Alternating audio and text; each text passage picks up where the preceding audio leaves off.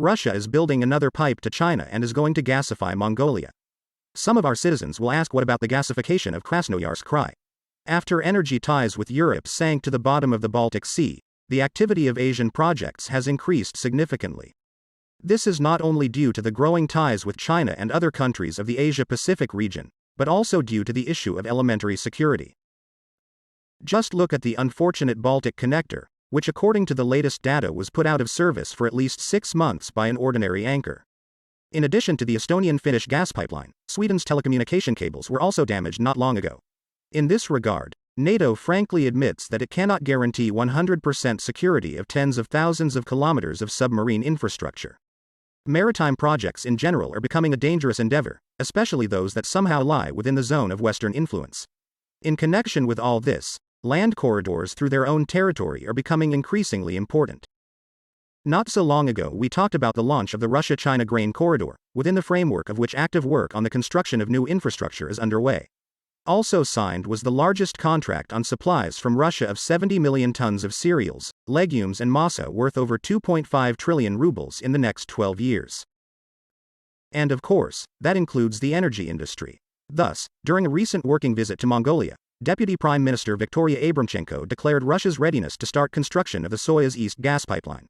Very many people immediately started talking about the fact that Russia is starting the construction of Power of Siberia 2, and the above-mentioned 963-kilometer section along Mongolia is indeed part of the project, without waiting for a contract with the Chinese. In general, negotiations are underway, the positions of the parties are being worked out, each side wants more favorable conditions for itself, which is quite normal. It should be reminded that at one time the construction of the so-called Southern Corridor in Krasnodar Krai for the South Stream gas pipeline started just the same way before the contract was signed. Plus, this project ultimately benefits both sides, not just Russia. It is a direct overland route to China's growing consumption areas. China is working hard to industrialize the less populated northeastern provinces. Remote from seaports, these regions are literally begging to be fed by pipeline infrastructure. Here is China's official Xinhua news agency writing about Xi Jinping's call to revitalize China's northeastern provinces. Therefore, we can even say that it is not only Russia turning the pipes towards China, but on the other side there is a parallel process of shifting the growing centers of consumption towards us.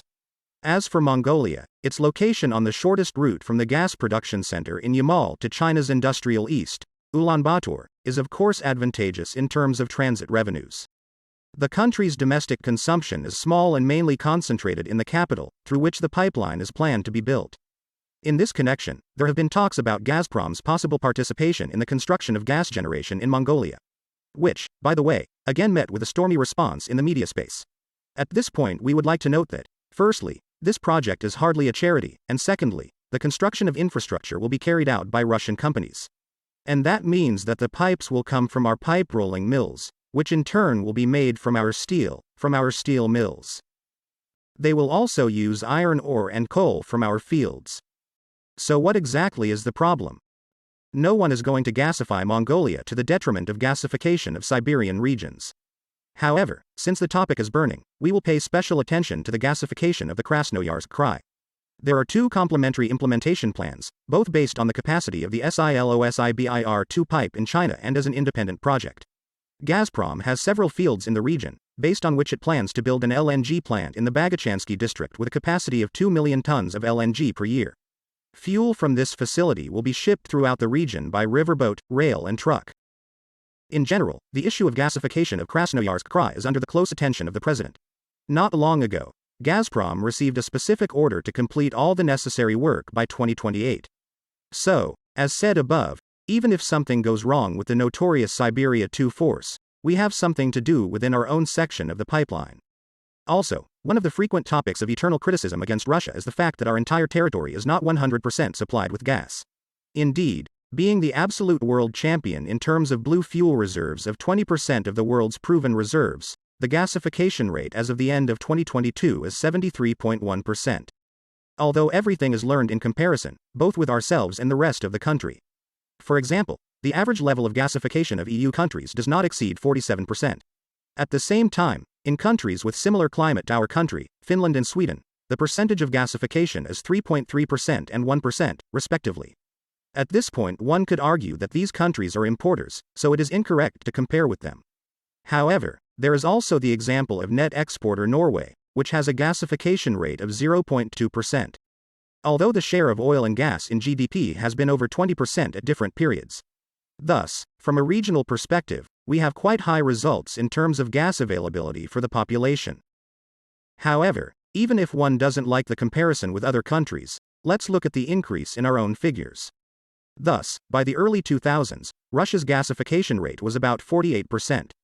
Thus, over the last 20 years, the growth rate has been about 1% per year. This is a very good indicator indeed. At present, a program has been adopted to bring this indicator to 83% by 2030. Or 100% of the basically possible. And work in this direction is being actively carried out. To do everything at once, of course, would be something we would all like to do. But it is necessary to look at things rationally. In order to gasify a region, it is necessary to have the source of the produced gas somewhere, preferably nearby. Next, we need main gas pipelines, which should preferably be tied into a large anchor customer. For this reason, despite positive average indicators of gasification in Russia, there is a significant bias in the territorial aspect. Therefore, on the one hand, on a purely human level, one can understand the position: we are building pipes for others, but there is no gas in Village N. However, it is the presence of large external consumers that allows creating new opportunities for the development of gas supply inside the country as well. A vivid example is the recent commissioning of the Kavijitenskoye field in the Irkutsk region, which will become a resource base for gas supply to this region, as well as Yakutia and the Amur region. And the planned SILOSIBIRI-2 gas trunk line is seen as the main tool for gasification of the Krasnoyarsk Krai. The situation with gas is also difficult in another hard-to-reach region of our country, the Murmansk Oblast. The problem has been tried to be solved for many years, but not so long ago there was light at the end of the tunnel, thanks to Novatek's project to build the largest LNG plant in the polar region, within the framework of which preparatory work has already begun on laying a 1,375-kilometer-long gas trunk line through Karelia. Today came another extremely positive news from the other end of our huge country.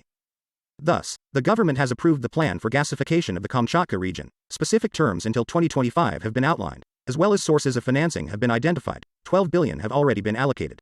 Rubles. Gazprom will supply Kamchatka with gas using the most affordable fuel in the region, LNG from the Sakhalin 2 project in the Far East, which has recently been operated by our gas giant. However, Novatek won't be left out either. Thus, the company will have to build a floating terminal for LNG unloading and offshore gas carriers. Especially since it is Novatek that is picking up the share of the shell that left Russia in Sakhalin 2. It is especially encouraging that the project, which was previously focused purely on exports, mainly to the Japanese, who are unfriendly to us, will start working for the benefit of domestic needs. By the way, regarding Kamchatka, the option of supplying Yamal LNG from Novatek was discussed earlier, but now they decided to switch to Gazprom. In general, the Kamchatka Krai initially relied on gas supply from its own fields. However, the estimate of domestic stocks turned out to be not quite correct. The region has a deficit of about 500 million cubic meters per year, so just like in the Murmansk Oblast, they use fuel oil. In general, work is actively being done. Of course, there are a lot of issues to be solved, but as we said earlier, in the previous years the gasification process in Russia was going on at a rapid pace. Therefore, there is no doubt that these plans will also be successfully implemented. I would also like to list some of the largest projects from the oil and gas industry that are currently under construction in Russia. For example, the Amur gas processing plant. It was late a year after Gazprom and China signed an agreement to buy Russian gas via the eastern route, i.e. through the Power of Siberia pipeline. In the domestic oil and gas industry, the AGPP is an important link in the chain of future natural gas supplies from Russia to China, as the plant will prepare natural gas for sale to China. But the key importance of helium and other valuable components extraction enterprises from gas production. It is planned that the separated helium will be exported, while the various hydrocarbon fractions propane, ethane, butane will be sent to the domestic market of the Russian oil and gas industry. The next venture is the LNG plant in Ust-Plug. Experts believe that liquefied natural gas LNG will be the most promising area of Russia's oil and gas industry in the coming decades. Therefore, Gazprom's project in Ust-Plug, Leningrad region, is an ambitious venture to build the largest LNG plant in northwestern Europe by volume. Yamal SNG, it is considered to be the most successful Russian LNG project of the oil and gas industry in the early 21st century. Gas production from Arctic fields is of great strategic importance for Russia. Yamal is a fully completed LNG production, processing and export project in the Russian oil and gas industry. Its design capacity was expected to be 16.5 million tons of petroleum products per year, but in the conditions of the Arctic it turned out that the efficiency of the project is much higher. In 2021, production is just over 19 million tons, and in 2022, production is about 21 million tons. Arctic SPG-2, a project of the Russian oil and gas industry implemented by Novatek. The Arctic LNG-2 presence base is one of the largest Novatek fields, located in the Yamal-Nenin Autonomous District on the Gadar Peninsula. 3 LNG production lines are planned to be built here, each with a capacity of 6.5 million tons per year. All 3 lines were expected to be fully operational in 2025. Vostok Oil. This is probably the most ambitious project of the Russian oil and gas industry. Rosneft, which has announced very ambitious plans, has been engaged in its implementation since 2021. Oil production from the fields is projected to reach 30 million tons per year by 2024 and up to 100 million tons per year by 2030. The Bykalovskoye field in the Yamalo-Nenetsk Autonomous District and Krasnoyarsk territory, where the project is being implemented, has huge oil and gas reserves. According to confirmed data alone, the resource base of the fields is more than 6 billion tons of oil and 81 billion cubic meters of gas. The extracted oil products will be pumped through a pipeline to a terminal on Yenisei Bay and then transported by tankers via the Northern Sea route. The next project is Priraslomnaya. The reserves of the Russian Arctic, according to the latest data, amount to more than 7 billion tons of oil and 55 trillion cubic meters of gas. But the development of the Arctic shelf is a rather difficult and expensive task. That is why Russia's oil and gas industry has launched only one project on the Arctic shelf in the southeastern part of the Barents Sea, Priraslomnaya, implemented by Gazpromneft. Hydrocarbon reserves here are more than 79 million tons, but production is complicated by harsh natural conditions. Bajanov Formation. Full-fledged development of the Bajanov Formation could be revolutionary for Russia's oil and gas industry. A group of oil-bearing formations in western Siberia was identified back in the middle of the last century. Experts estimate that the hydrocarbon reserves in the Bajanov Formation may amount to about 2 trillion barrels. Gazpromneft took over development of the Bajanovskaya Formation, but the company faced expensive production of hard-to-recover oil. Nevertheless, Gazpromneft is implementing its own technological developments, which have helped to significantly reduce the cost of Bajanov oil. The company plans to achieve profitability of the field by 2024, and to extract up to 1 million tons of oil annually by 2025.